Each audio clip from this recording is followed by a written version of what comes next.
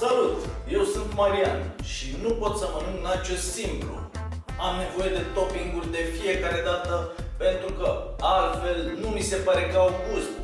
Dacă tot vrei să mănânci ceva, trebuie să-l faci delicios. Altfel, de ce l-ai mai mâncat, nu? Astăzi îți voi arăta cum să faci guacamole.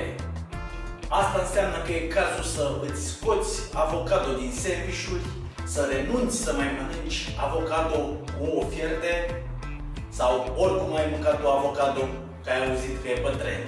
Sunt sigur că îți place să mănânci nachos atunci când te uiți la un serial, la un film, atunci când te uiți la un meci sau la orice altceva.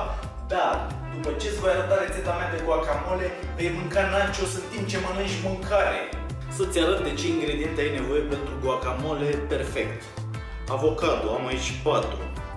Un lime, o roșie, ceapă, vom folosi cât e nevoie din roșie și ceapă, fii atent, trebuie să guști, sare și piper. Pentru eficiență maximă o să începem cu tăiatul roșii și a cepei.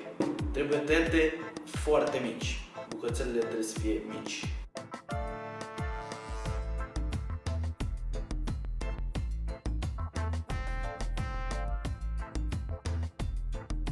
Dacă nu știai, când tai un avocado trebuie să ai foarte mare grijă să nu stai mâna.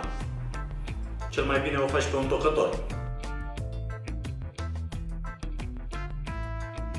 Acum că am tăiat toate avocado, urmează pisarea lui.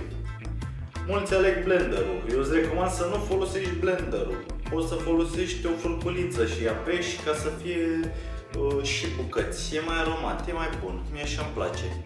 Eu voi folosi un mojar cu pistil.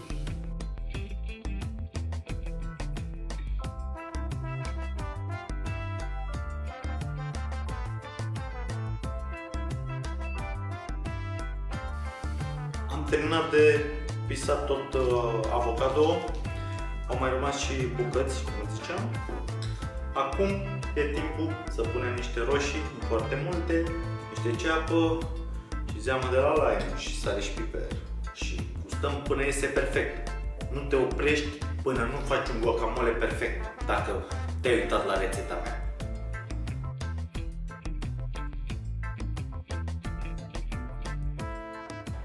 Uite cum arată guacamole la final. Crede-mă, eu l-am testat. E genial. O să te dea pe spate. Dacă nu, înseamnă că nu te impresionează nimic în viața asta. Îți garantez.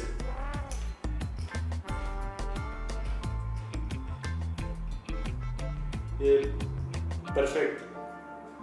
Crede-mă, n-ai mâncat niciodată un guacamole mai bun decât ăsta. De asta zic, încearcă-l, o să pierzi un pic de timp să nimerești gustul perfect. Pentru că nu sunt cantități fixe, dar vei adăuga, vei amesteca, vei testa din nou până vei ajunge la perfecțiune. Și crede-mă că o să-mi mulțumești după aia. E atât de bun încât nu pot să mă mai opresc.